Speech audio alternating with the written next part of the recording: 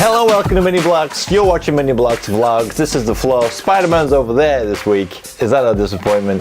And we're going to talk about Marvel 500. Doctor Strange is out tomorrow, 25th of October. And last Friday, I opened my very first set of Marvel 500 Series 7, in which I bought 10 figures.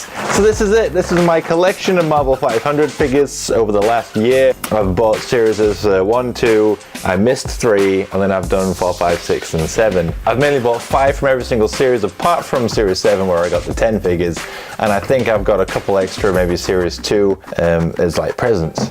And I made a note using my brand new Marvel notebook from the Zavi Deluxe Daredevil Series 1 Collector's Edition. And I always intended to sit down as part of my vlog series and talk about my issues with Marvel 500. And a lot of those issues are still relevant. And I find like, I get the series, I look at the card, and in that same card, there's always at least one variant of every single figure, if not a couple of variants. Sometimes they're like, you've got regular Spider-Man and then Spider-Man, there's like an armored Spider-Man, that's fine. But it's reached a point where it kind of starts going a little bit beyond what you expect. This is just two different shades of Hulk, right? You know, if I had like Iron Man and then Iron Man Mark 6 and then Iron Man's from Marvel now, and I can kind of understand that, but Green Hulk and then a slightly duller Green Hulk. And then they've got Captain America and the red see-through Captain America and the blue Captain America. And then this debacle of Series 6. It's kind of like, that's sort of where my limits go, right? With Series 7, there was a Daredevil figure, and then they did a Daredevil variant figure, and the variant figure was the same figure, but they just color painted him to be old school, right? That is awesome, right? I'd happily have that. I can't really talk crap on Spider-Man. I think I've only got one Spider-Man where he's see-through, which is like Stealth Spider-Man, which is a waste of time to me. But like big-time Spider-Man, Armored Spider-Man, they're cool. Iron Spider. So I don't mind having like multiple ones of Spider-Man as long as they make him different. And each time they at least go to the effort of painting him like his costume would be, okay? That I can understand and get behind. Why is Punisher entirely green? See, I don't even hate that so much, right? I kind of like it. I mean, they did Taskmaster, all right? So that's some major wins in my book, although I'm still waiting on Moon Knight. There's a few things, you know, that kind of bug me about Marvel 500, and I think it's just because there are so many variant figures. And what kind of surprises me is that the more videos I've watched of other people opening them up, people seem to quite like Lightning Thor, who's see-through blue with like lightning down his back. See, again, I don't hate it, but I don't like it. And then this kind of Thor has got like black lightning or maybe purple lightning going down onto black. It's just, this set about this whole thing of making 500 figures, right? So you're 24 figures a series, you're going to have a number of series basically. And on a quick calculations, on a really quick look through, I've tallied up 5 different Hulk figures, 8 different Captain America figures, 15 Spider-Man figures, 7 Iron Man and 5 Thor. And that's in the first 7 series. They've just pumped out all these repeats. Series 6 bugged the hell out of me because they do certain, just like in Series 1, you had Venom, who just looked like this, who looked like Venom. This is how Venom should look. That's good. And then they did a red variant with black arms and said, it's Carnage. But like, we all know that's not Carnage, right? You just got Venom and painted him red. I'm not buying it. It wasn't until Series 4, Series 5, that they actually did a Carnage figure where he actually looks like Carnage and is much thinner and is in a cool pose and he's got all the symbiotes coming off him. That's absolutely cool, you know? That is Carnage, that is Venom. Don't paint him red and try and sell me as a Carnage figure. Same way you don't get Green Goblin and paint him to be Hobgoblin, because things like that just really bug me. or if they just went that extra step, and I can understand it, it's a business, all right? I understand there's a business and they've already got molds. The more variants they can churn out on the same molds, the more cost effective it becomes, so therefore you can probably counteract, you know, they must be selling these at a good profit, a good profit. I understand that. But as a collector, you're trying to then appeal to me and be like, hey, you, mini blocks, you love Marvel, you love minifigures, I know that you're going to go crazy and come out and spend stuff. I've seen your Marvel Mega Bloks collection where you've bought every single figure that they made. So here is our Marvel 500 figures, 20 odd series, 24 to collect each series. So you're gonna go and buy that now. Thank you very much for your money. But actually, on the flip side, I'm not gonna go buy that.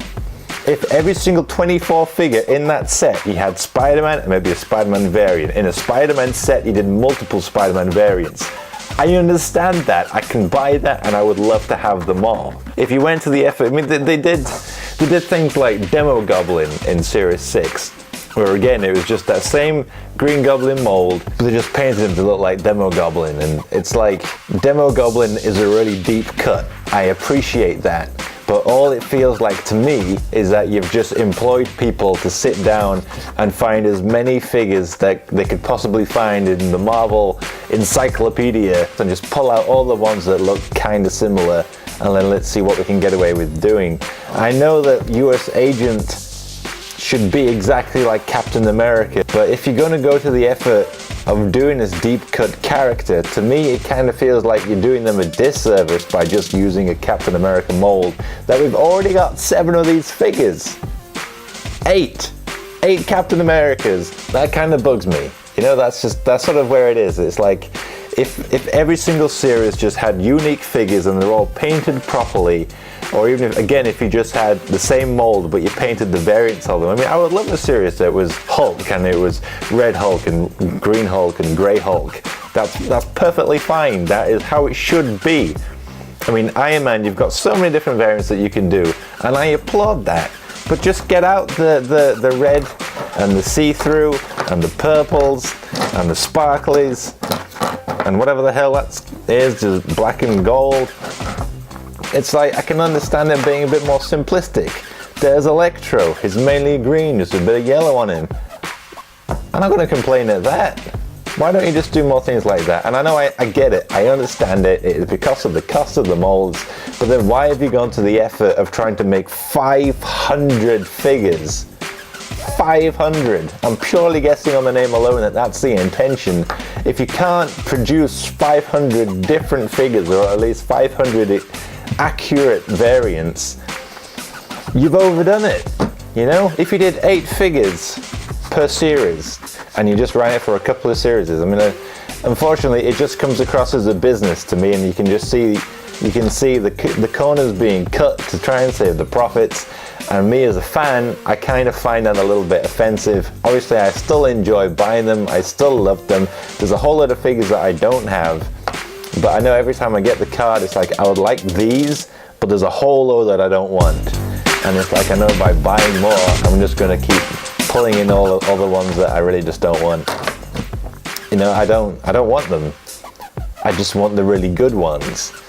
So it kind of feels cheap that they've limited it so much that you've got to buy all of this just bright orange crap just to try and get the odd few that you really want from that series. Just get rid of the crap and just make the ones that are really good, and then just combine them into a much simpler, shorter thing. Now I know that's kind of me talking, and obviously there's not going to be a business model behind that as like how is this going to be like incredibly profitable for me.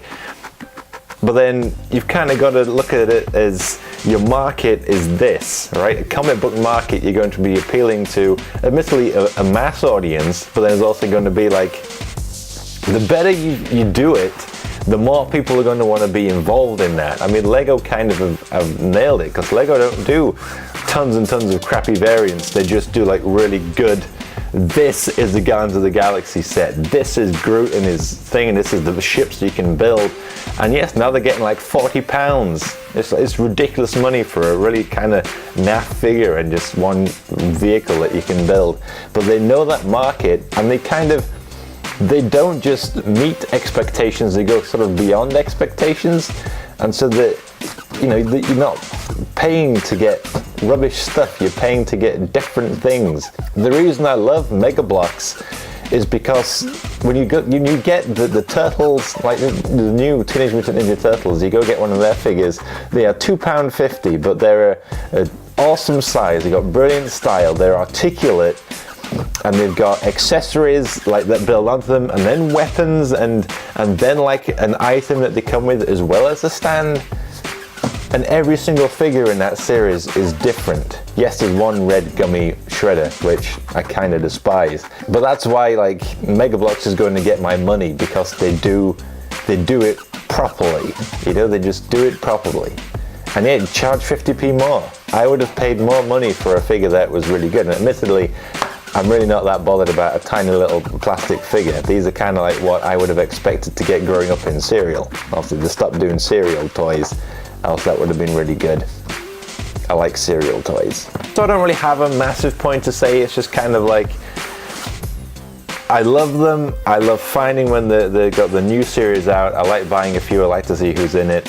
And for the odd times you get something that's really good, like a Doctor Strange, and the Daredevils, and even Star-Lord really is quite good. I enjoy it, you know? Where the hell's Star-Lord? I really like him.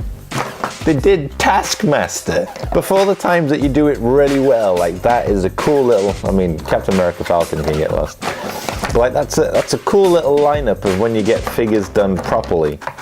And they all look really good, you know, they do look good. That's a cool little mixture. Arnim Zola. It just feels so far between them, you know? That makes sense. Anti-Venom. Who would look like Venom? It's Anti-Venom. Even that, wartime Captain America. I don't hate it. Why is he darker? Red Hulk. That makes sense. What the hell is US Agent? Who is it? Bloody Marvel's Eel and Fudge and... Who are you kidding? You can see straight through you, Hasbro. I still kind of like it. I think that's the thing, right? Isn't it? Isn't that kind of a win? I'm sat here, I'm not complain, but I'm definitely going to voice my opinions and my concerns. And yet, you know, they've made money out of me because I've been and I've spent money on them and I've bought them all. And that's it really. So who's complaining? I have Punisher, who's entirely green, and yet is one of my favorite figures. What's that if it's not a win? Does that kind of make my entire argument void? Marvel 500, which really could have been Marvel 70.